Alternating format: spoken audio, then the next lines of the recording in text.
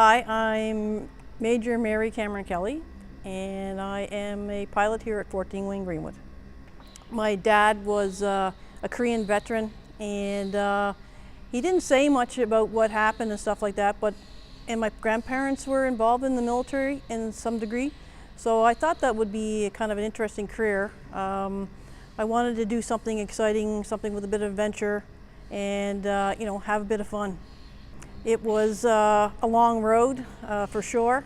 It's always, everybody has their ups and downs, but I think for me I had more ups than downs, and to overcome some challenges and stuff, I really enjoyed that atmosphere and adventure that especially the military brought for me.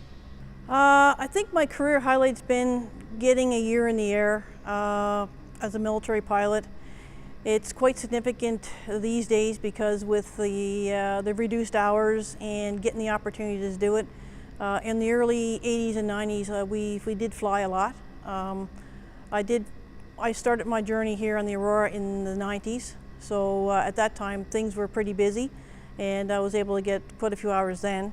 But then I went to the 404 Squadron, which is the training school, and I probably spent over half my flying hours in 404 Squadron as an instructor pilot. I guess to be kind of significant memories, I can't really say one that really outstanding in particular, because I've been all the way to working down the Aleutian chain there in Alaska.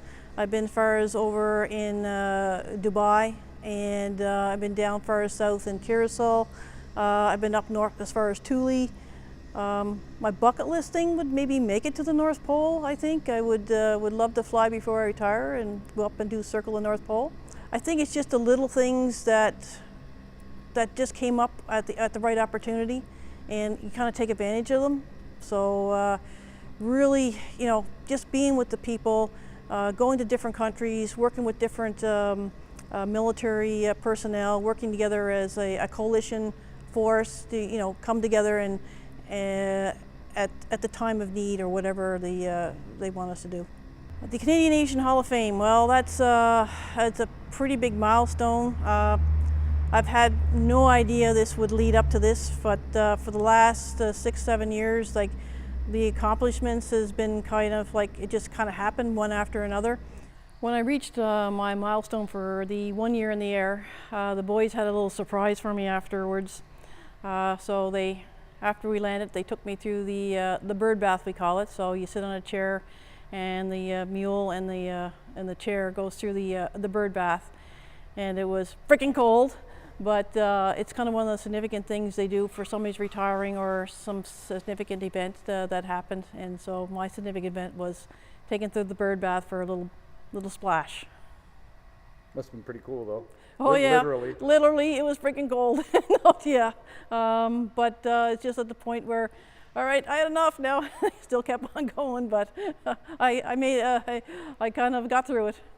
The Hall of Fame, it kind of recognizes the individuals or groups of people who have done accomplishments that are with a significant major milestones. And they kind of look at that, what you can contribute to the aviation community in Canada. It's really surreal, put it that way, because we don't see many women coming up through. Whether it could be like with their aviation career and being motherhood, being a parent, whether that is significant or not, but it's really a good feeling to see more coming in. And that the trip that I had with we have two ladies that are on the course right now, and they are the first two girls that or women that I've flown with that we together as a crew in the aircraft. And I thought it's kind of really cool, because normally it's all male, but now like the women are starting to get involved, and I thought that it's kind of significant and surreal. For seeing some women, and you get to torment the guys too. I have a stuffed bear called Shiny. My daughter named it Shiny because he had a bunch of little sparkles going through him. So it's a red bear with a Canadian flag on it. It's a TY bear, and I started carrying that around with me every different places I went in the world and taken pictures. And it was kind of significant to take this bear around and go to all these places and take pictures. So my daughter was always kind of curious, you know, where the bear went and its journeys. If I had to do it all over again, I probably would not have changed anything. But what kind of led me down this path was during my childhood, I wanted to play hockey, and girls weren't allowed to play hockey at the time when I was growing up. So me and myself and another girl there, we got able to play in the Little League of North Sydney Little League baseball, and so we were the first two girls there. I think if hockey what it was today, that back then I might have done the hockey route because I love sports.